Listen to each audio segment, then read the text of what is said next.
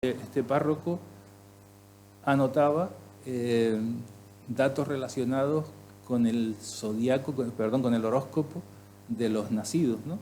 Y entonces así, en la anotación de una Isabel, dice que nació en el signo de Escorpio, el cual es casa nocturna, gozo de Marte, caída de la luna y tristeza de Venus.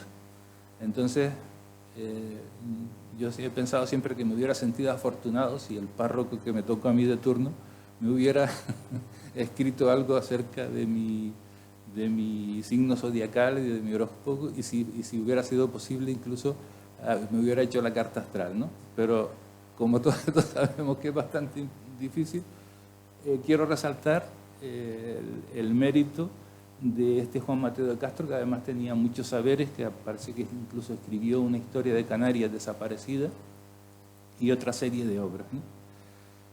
Y en la siguiente podemos ver a los romanos. Los romanos, Gaspar Romano, casado con Francisca Guerra, en la partida de matrimonio de su hija con Juan Montes de Oca se dice que era acequiero. Entonces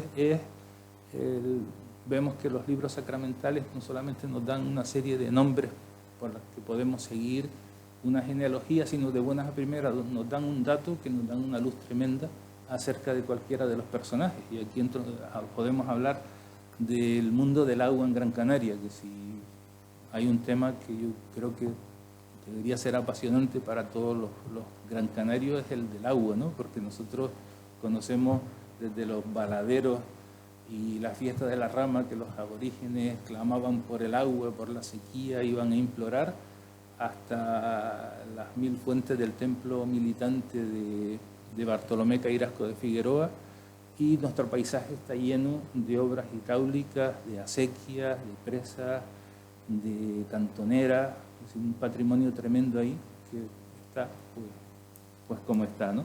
Pues este Gaspar Romano era uno seguramente de la heredad de Firgas, porque si vivía en Firgas no podía ser de otro sitio que era trabajar en la heredad de Firgas, y es quien nos abre de buenas a primeras al mundo del agua en Gran Canaria. En la siguiente generación encontramos, si no lo hubiera conocido, si no tuviera referencias orales de él, porque en este momento ya estamos hablando de mi bisabuelo, ya comienza la oralidad, ya empiezo a saber alguna cosa que me han contado de él, hubiera puesto que era Francisco y Candelaria, pero ya sé que le llamaban Pancho, con lo cual ya es el momento en que se mezcla lo escrito con lo oral, y eso es pues, un momento que sucede, pues como sabemos, a partir de los nacidos del mitad del siglo XIX en adelante. Pues Pancho sabemos que era armador, que era costero, y el matrimonio nació, siempre se dice cuando hablamos de algo antiguo, eso es del año del cólera, ¿no? Pues esta gente era del año del cólera, es decir, que era de los alrededores de 1851, aquella tremenda epidemia que asoló Gran Canaria y que fue un impacto en las vidas y fue un impacto en lo económico.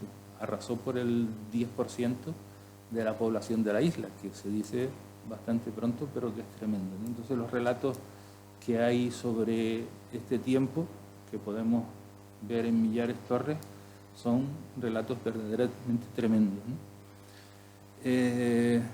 Pancho fue armador, y lo sabemos y lo hemos confirmado, porque pasamos a la siguiente. Vemos el asiento de una barca que inscribió y que tiene una característica muy interesante, y es que él era el armador, es decir, el que la pagó, pero la hizo su hijo, que es Pedro, mi abuelo, que hablaremos en la siguiente generación, y es un documento que a mí me llenó de gozo porque reunía precisamente a padre e hijo en una labor tan bonita y tan hermosa como hacer un barco, uno porque lo pagaba y el otro porque lo sabía hacer, ¿no? Con Candelaria vemos que su apellido Cabrera enlaza con Fuerteventura y va ascendiendo y llega a los Diepas. Estos Diepas que sabemos por Eugenio, entre otros, que tienen que ver con aquellos normandos que llegaron y que dejaron este apellido en las islas, ¿no? En la siguiente vemos ya la imagen del asiento y un modelo de cómo podía ser esta barca, porque eran indudablemente barcas a vela, ¿no? En la siguiente, lo que le decía, la época del año del cólera, vemos una serie de imágenes relacionadas con esto, con ese año. Ya en la siguiente generación, ya no solamente hay la oralidad, sino también encontramos referencias en las hemerotecas. Ya la prensa empezaba a hacer algo cotidiano y en este caso lo que pueden ver ahí es la noticia de la defunción de mi abuelo, que salía en prensa, porque antes, como no había ley de protección de datos y además a la gente le gustaba saber estas cosas, pues era frecuente que los periodistas se pasaran por juzgados, casas de socorro y se publicaran todo este tipo de noticias que hoy pues ya no serían tan bien vistos, ¿no? Pero he encontrado la noticia de la muerte de mi abuelo en el periódico. Mi abuelo ya nació en la época en que la Cofradía de Mareantes había financiado los astilleros de San Telmo, y ya seguramente él, viendo las condiciones en las que se vivía en el mar, seguramente le gustaría el quedarse en tierra y trabajar de carpintero, que siempre sería menos duro que estar embarcado. Por lo que fuera, él optó por ese oficio y fue toda su vida carpintero de Ribera y Calafate. De hecho, en su casa veremos ahora el éxodo que siguieron estas familias en la propia ciudad. Ya ellos, esta pareja de mis abuelos, vivieron en la isleta. Ya se mudaron a la isleta cuando el nacimiento del puerto y cuando el nacimiento de la isleta, y en la casa incluso tenían un pequeño taller en que mi abuelo y los que fueran recogían los cabos sueltos. Es una expresión de doble juego, ¿no? Los cabos que sobraban de los barcos, los cabos viejos, y los cardaban para hacer estopa, que era luego lo que utilizaban los calafates para impermeabilizar los barcos, ¿no? Entonces él se formó en los astilleros de San Telmo, que podemos ver a continuación las imágenes de estos astilleros, y en la siguiente vemos la genealogía de mi abuela. Le enseñaba al principio, he venido hablando por una zona de mi genealogía referida a los agnados, es decir, a la línea de los varones, y al llegar a mi abuela pues tendría que hablar de la mitad de esa composición genealógica, ¿no? Entonces en ella se acumulan muchos apellidos, pero diré rápidamente que su Ferrera acaba en algún lugar de alguna isla, porque siguiendo la pista hasta Baltasar López y María Ferrera,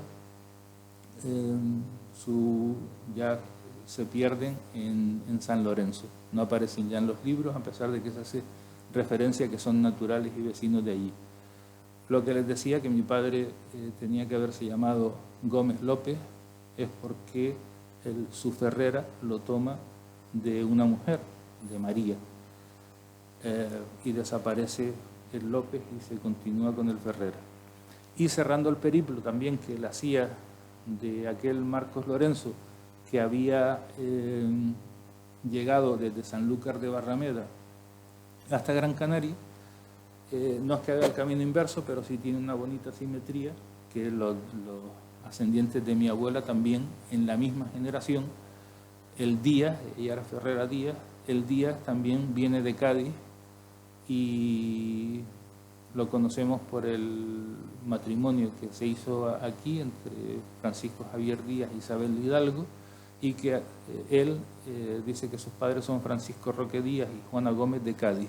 Entonces vemos cómo siempre se fue alimentando de alguna manera por la relación que había, los marinos y el intercambio que había entre la península y las islas. Otra curiosidad, pasamos a la siguiente. Aquí vemos los tres grupos o los dos grupos que le decía de apellido de los Ferreras y los Díaz, y en la siguiente vemos una curiosidad que tiene que ver con mi abuela, y es que siguiendo una de las líneas, ella entronca con los Carvajal, y entonces llega, como pueden ver, hasta Antón Guanarteme e Inés Canaria. Volvemos a ver.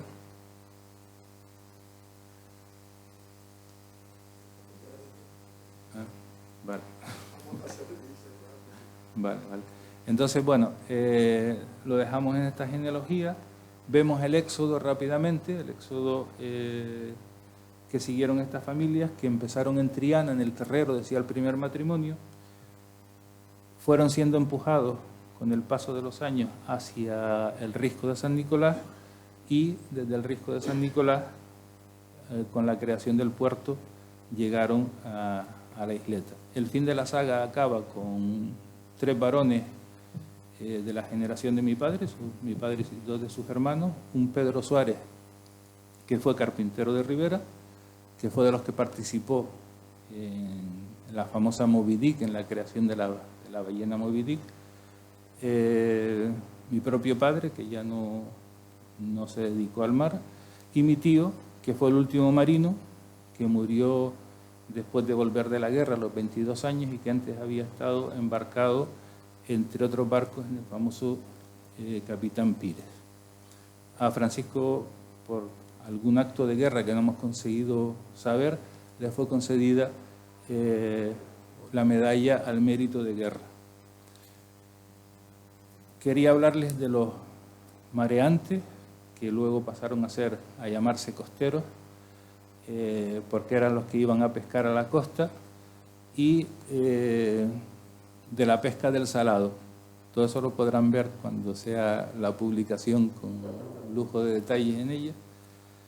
Y para acabar, diciéndole eso, que se interesen en este documento sobre los mareantes, que durante 500 años, casi con las mismas técnicas desde el principio, formaron parte de esta ciudad, dieron de comer a todas las islas con su actividad en África, y que sufrieron muchísimo desde los rigores de su entrenamiento, porque a los niños se les trataba fatal.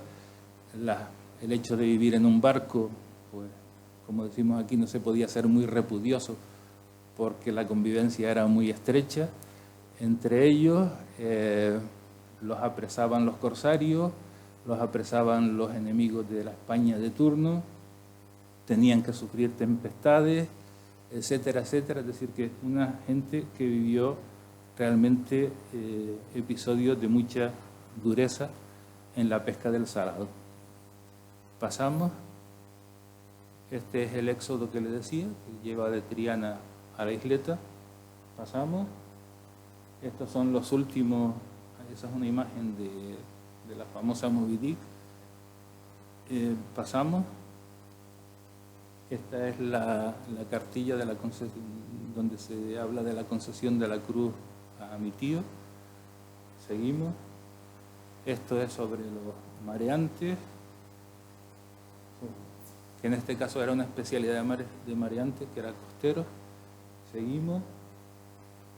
Aquí hablamos de la pesca del salado, que ya tendrán oportunidad de conocer porque ya estamos cerrando. Y me gustaría terminar con una fosa común. Esta es la fosa común que nos afectó a todos, porque acabó con todo un litoral de la ciudad, y fue en el momento en que se hizo la avenida marítima y simplemente nos cambió la faz. Es decir, que ahora tenemos por esa fachada de la ciudad un muro y la imposibilidad de acercarnos al mar, cuando ahí era donde hacíamos, en la ciudad, teníamos la relación con el mar, a través de las playas, a través de la navegación, de embarcar, desembarcar, todo se hacía en ese frente marítimo que un día enterramos, que hoy seguramente no se haría, pero en su momento se consideró la mejor idea del mundo y ahí quedó, ¿no? De manera que para terminar me permiten solo un minuto más y leeré a la brevedad la impresión que se me quedó de conocer todo este mundo. Y eso será en otro momento porque, porque lo tenemos que dejar aquí. Así que muchas gracias y buenas noches.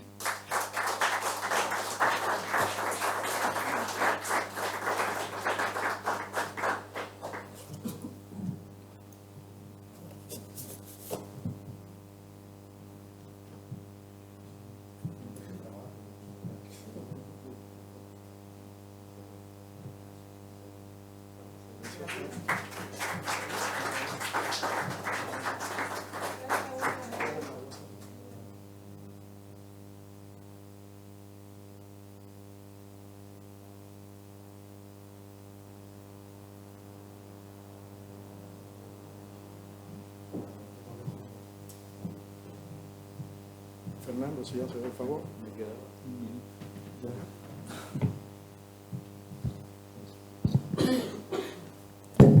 Buenas noches. Disculpen con el tema del horario, pero bueno, saben que no solo depende de nosotros, hay gente trabajando y bueno, lógicamente pues tienen que salir e irse a sus casas y demás, ¿no? Entonces, a veces somos bastante, bueno, siempre hemos recargado el tema del horario a todos los ponentes y disculpen si en este aspecto pues somos bastante radicales. Gracias.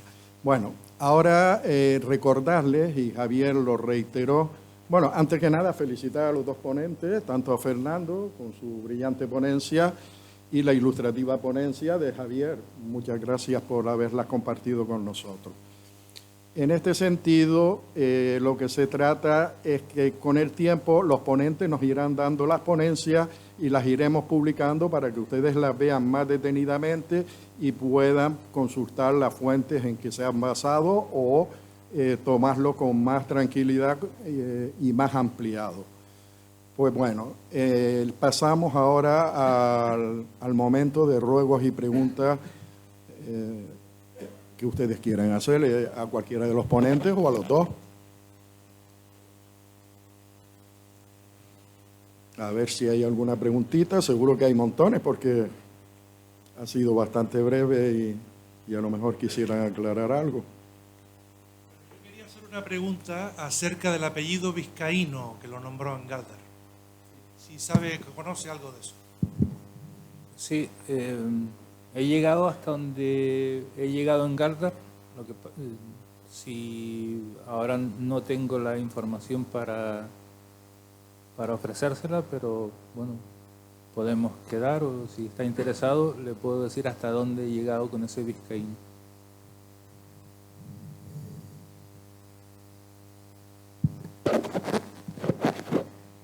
¿Algún comentario, otra preguntita?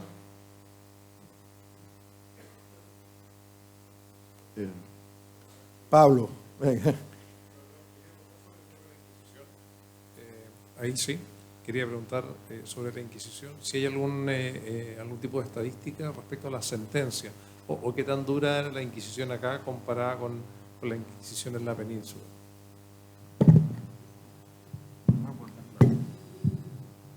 Bueno, sí existen algunas estadísticas sobre la cantidad de personas que fueron procesadas, algo más de 2.000, y sobre todo la mayor parte de ellos, un porcentaje bastante elevado, fueron penitenciados. Realmente la benignidad de la Inquisición en Canarias fue bastante alta.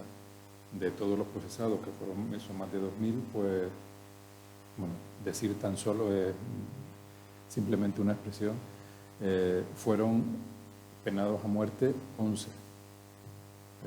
No se dieron aquí ni los grandes procesos contra brujas que fueron quemadas, sino que la mayor parte de los penados a pena de muerte eran judíos, lo fueron en el siglo XVI, además eran casi todos miembros de la misma familia palmera, de un núcleo de judíos que vivían en La Palma y que estaban siendo vigilados de una manera constante por la Inquisición hasta que consiguieron capturarlo. Y en el siglo XVII se condenaron a muerte a 3 protestantes nada más. Es decir, no fue la pena de muerte no fue habitual en la Inquisición. La mayor parte eran penitenciados con penas espirituales, con vergüenza pública, azotes, pero no con la pena de muerte.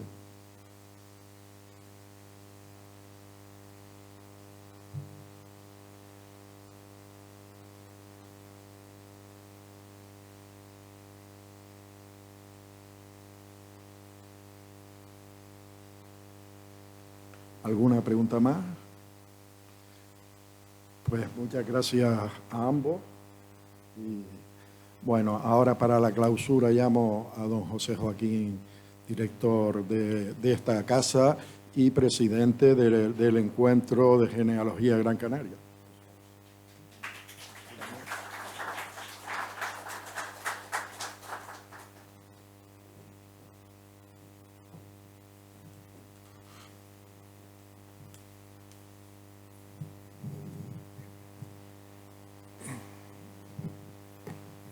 Buenas noches. Es un placer, en cierto modo,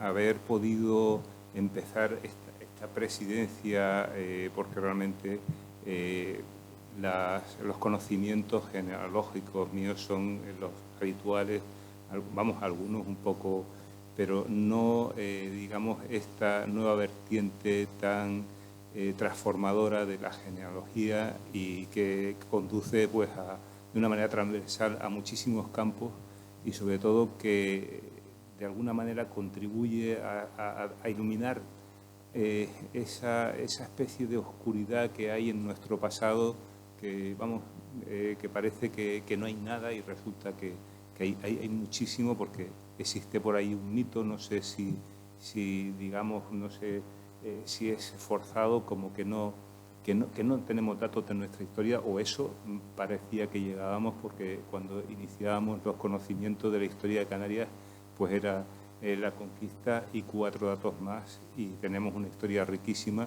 y que, digamos, ustedes con sus trabajos pues están contribuyendo a alumbrar y a llevar a ese sumatorio importante, como solo con 4 imágenes de la última ponencia ya vemos que en cierto modo es muy impactante, ¿no? Ahora pues por la décima, ayer le comentaba a Eugenio que en esta forma de ir caminando poco a poco con la económica, hoy no hemos podido estar los que hemos venido habitualmente porque nos tocaban trabajos. Hoy hemos tenido nuestra segunda sesión del trabajo de la comisión del 250 aniversario y como aquí nos damos tiempo y nos sobra tiempo, pues esperamos que ya algún día, sabemos que esto es el embrión de una sección de genealogía que surgió por principios del año del siglo XXI y que acabó siendo pues eso, una sección muy importante, y cuando se llega al 300 aniversario pues formará parte del patrimonio de la económica, digamos, el mundo de la genealogía, y todos lo reconocerán y será otro motivo de orgullo para para la Real Sociedad Económica de Amigos del País. Pues solo darles de nuevo las gracias porque esto, por el tesón, el esfuerzo por sacarlo. Para el próximo año trataremos de implicarnos mucho más en estas jornadas. Nos coge todo esto una nueva junta que se está ensamblando y esperamos pues un poco poder apoyar y además sobre todo nos sentimos orgullosísimos de haber tenido estas 9ª jornada y les felicito por los trabajos que se han leído y que se han dado a conocer en este año. Pues nada más. Y muchísimas gracias y hasta esperamos que pase pronto el año. El 14 de noviembre del año que viene ya estaremos por aquí, esperamos. Mucha genealogía.